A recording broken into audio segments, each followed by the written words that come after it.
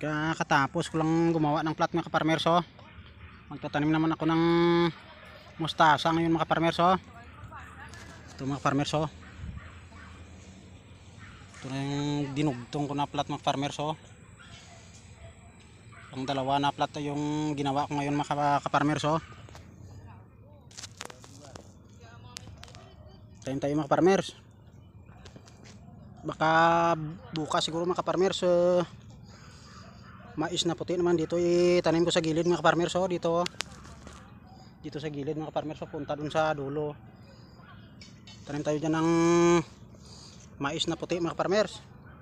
Para sa isang plat, dalawang produkto naman yung marbis natin dito balang araw mga kaparmers.